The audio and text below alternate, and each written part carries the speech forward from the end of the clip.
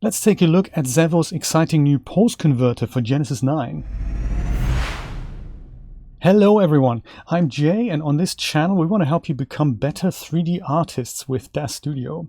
Today I want to have a look at the exciting new pose converter by Zev0 that promises to turn all your Genesis 3 and Genesis 8 poses on the fly to something that the new Genesis 9 figure can use. And there's nothing quite like seeing a product like this in action, so I'm going to show you. My assistant today is of course the wonderful Victoria 9. Hello Victoria, how you doing? She's shy. She doesn't respond when I talk to her, which is one of those things. So you can find the product once it's installed under Utilities in the Smart Content tab, or you can navigate there in the Content library. This is the one, and if you click it, then we have one logo here. And when you start this for the first time, it'll ask you to add it as a shortcut or as a script item to your menu bar. So the way this works is you don't really call the script from here, you call it via a shortcut or via the scripts menu from here.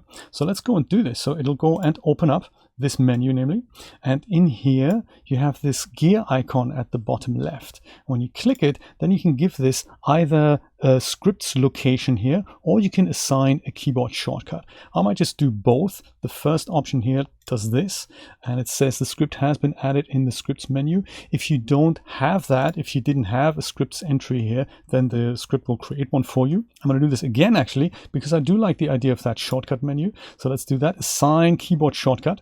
Let's do that. Another little dialog comes up, and you only have to do this once. So once that's done, it'll be basically ready to rock.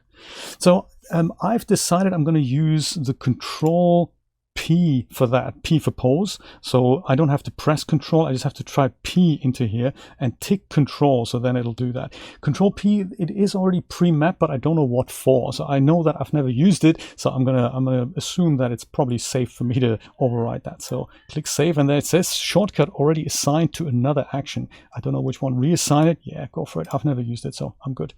So there we go. That is that. Setup done. Now I can close this dialog and find myself a pose that I want to call like that. So if you head over here into scripts, you can see that this has added itself in here, and you can also see the shortcut key that's up here. So let's go and find ourselves a pose. Maybe I'll go and use the Genesis 8 and 3 starter essentials here. So I'll just search for starter. 8 is here under the pose menu. So the way this works is you select the pose, don't double click it, just select it, and then hit your shortcut key. So in my case, that's Control P, and it offers up this. So it says that it has detected that this pose was for Genesis 8, which is correct, and it now has applied it for me as a preview. If I go and hit close, nothing else will happen. So the figure is then posed the way I wanted it to be. If I'm thinking, hey, that looks wonky, that's not quite the pose I had imagined, then you can hit cancel and the figure goes back to its previous position.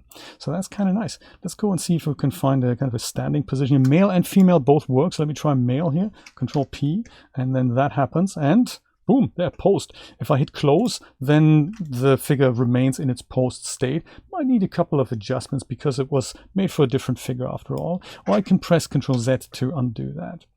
Now, just to prove a point, the top menu here also works. If I select this pose and head over to scripts, and then I click this here, then the same thing happens. Pose menu comes up.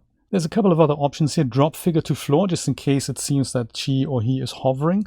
And use figure limits. That's if your pose that you're applying exceeds the limits that are on this figure. They're disabled by default, but if you want to leave them in place, then you can tick this box and you may see a different preview appear there.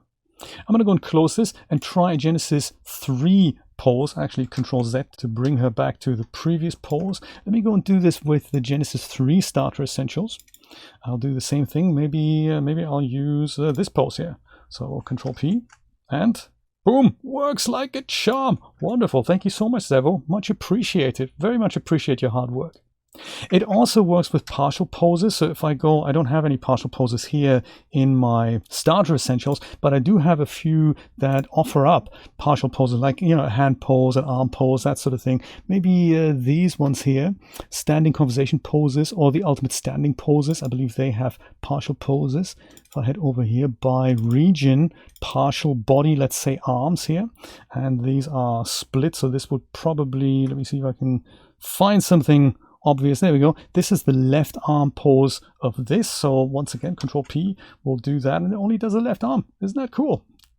And then I can find the right arm equivalent to that. There we go. Maybe this is it. Let's try that. Control P and boom. There we go. Partial poses work as well. So that is it. Zev0's pose converter has been released this week. I'm going to put a link into the description so that you can test it out yourself. I highly recommend this product because it leverages your entire existing Genesis 3 and Genesis 8 pose library. Thank you so much for watching. If you do have any questions, drop them down in the comments and I will see you in the next video. Take care. Bye-bye.